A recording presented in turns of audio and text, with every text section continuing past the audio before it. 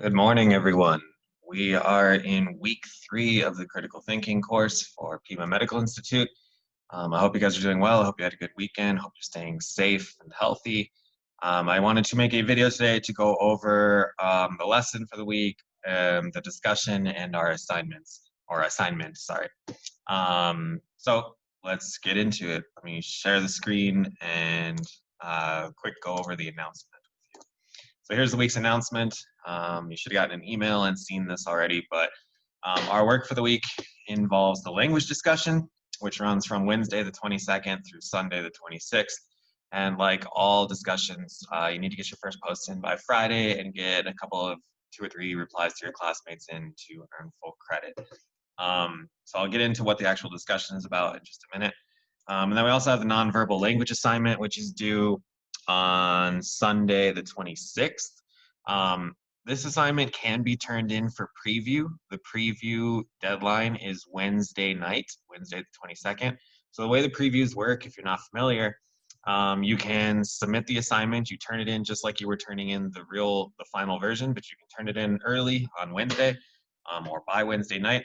And then within 48 hours, I will look at it, grade it, give you some feedback, and get it back to you. And then you're able to make edits, revisions, what have you, and get it back, get it resubmitted by the actual deadline. So it's just a chance for you to get your work checked, make sure you're on the right track, right page, etc. Okay, so let's break down these two things. Starting with just critical thinking and language as a whole. So let me switch screens real quick, maybe. Yeah, let's do that. So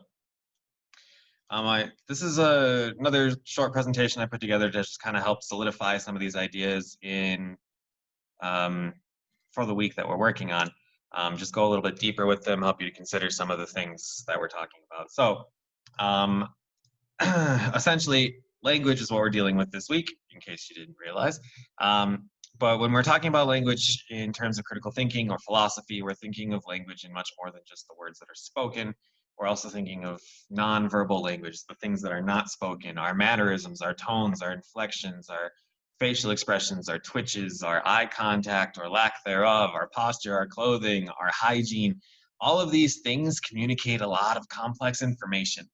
When I talk about this with high schoolers, one of the things that always pops up is they'll say, well, I don't really have control over those things. Like, so if I'm twitching, I'm twitching. Or if I look tired, I look tired. Is it really fair that I'm being judged on those things? And I don't really think fair is the answer. It just kind of is. We judge people. We make assumptions about people based on nonverbal language as well as their actual verbal language. So if people are wandering around, if we live in this world where we're wandering around judging each other based on language all the time, and sometimes based on unintentional nonverbal language, then we really need to break down what language is and how it works in order to think critically about it and to maybe make smarter decisions with our language or how we judge others for language. I don't know. It gets complicated when we start breaking this down. So real quick, language is a system of symbols that have meaning attached to them. And linguistically, it breaks down into signs and signifiers, or the signifiers and the signified. So for example, the signifier is the word bicycle. And when you hear the word bicycle or see the word bicycle, you know that it is signifying a vehicle with 2 wheels that you pedal, right? Similarly, if I say the word car, an image of a car pops into your mind. If I say the word tree, an image of a tree pops into your mind, or you're at least able to visualize or develop an understanding of what a tree is, what the object, the signified is based on the signifier. Now, the weird thing about language and what's kind of important about this is nothing about the word car means car. Nothing about the word tree necessitates that it means tree. The meanings are constructed through culture, through history, through the development of language, right?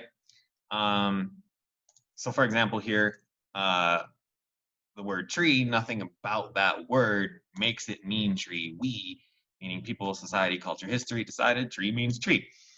The problem with this is that words tend to have, or language tends to be arbitrary. Words only have meaning because we give them that meaning, and then words can come to mean multiple things. Words can change and lose their meaning in time. One of the best ways I think about this is I use the word cool way too much. And I use it to mean like great, awesome, nice, good job, cool. That didn't even like exist as a terminology until like the 1920s jazz age when cool became like jazz slang. And now most people, if I say, oh, that's cool, they're not going to know anything about the jazz slang thing. And they're also not going to think that I mean it's temperature cool. They're going to know the connotative, the social, culturally accepted definition of cool, meaning good, nice, awesome, cool. Um, and so that's where this complication comes from, because words can have multiple meanings, words can change and lose their meanings, and words can mean something else to a different social or cultural group. And that's where you can start to see the trouble developing here, I hope. Is if one word can mean one thing to one group and something else to another group, the potential for misunderstanding gets blown up, right? It gets increased. The other problem with it is that these signifiers, these words that we use, they're really not very exact. So for example, if I say tree, you might think of a tree that looks like this. I might think of a tree that looks like this. Someone from somewhere else in the world might think of a tree that looks like this, and we're all right. So imagine though, if I had never ever seen a pine tree and I was only used to palm trees, and I didn't know a pine tree even existed, and you said like, go over there to the tree. What tree? My understanding of the word and what the word signifies might be different from your understanding of the word and what the word signifies. And there we get into misunderstandings. So what this all means is that language is arbitrary, it is fluid, it is not precise, it is not exact.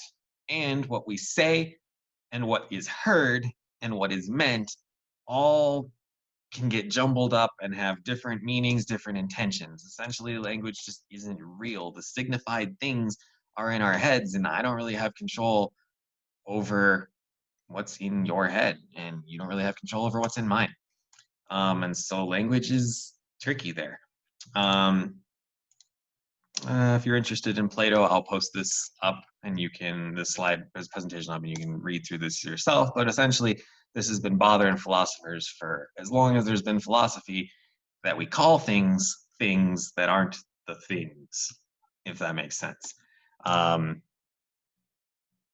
For example, I can have a whole conversation with someone about the beach and they'll know what I'm talking about, even if they've never been to the beach. So they know what I'm talking about. But do they really know what I'm talking about?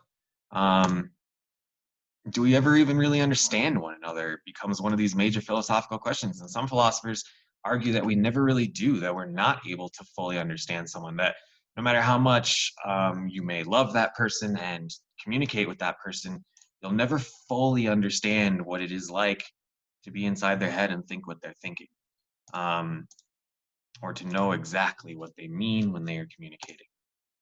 So that's the general idea of the language, critical thinking language. I want to get to the actual discussion. So this is the actual discussion that we're going to be dealing with this week. There was this politician, I believe, like an accountant for a mayor.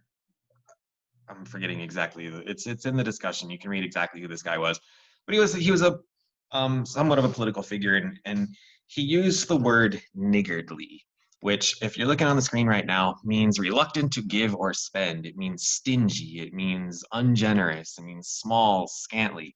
It does not mean or have anything to do with the racial slur that it sounds a whole lot like.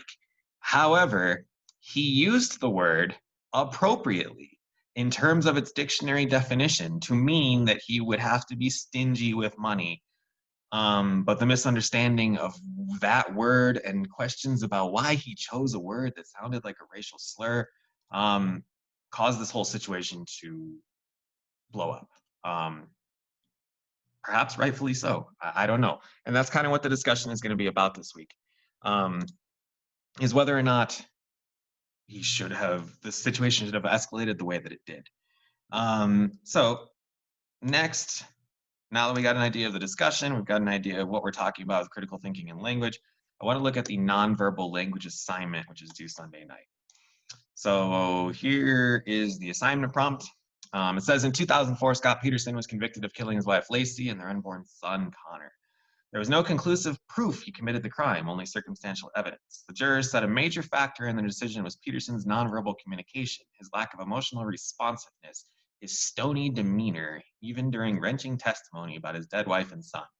So the question that you need to answer, first off, is with this assignment, one of the tricks is that there is a main question to answer, but there are also some sub questions to answer in the prompt, and you need to be careful to address each of them.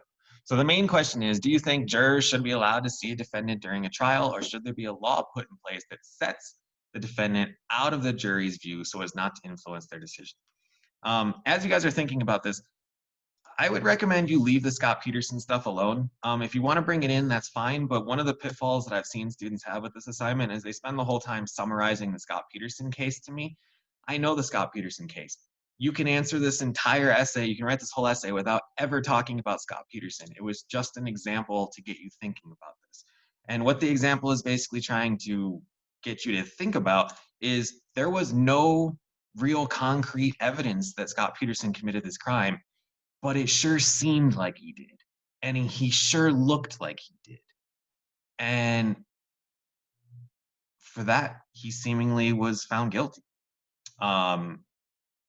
Which separate that concept from the Scott Peterson trial, and that's scary. Like, you seem guilty, therefore you're guilty, or you look guilty, therefore you're guilty.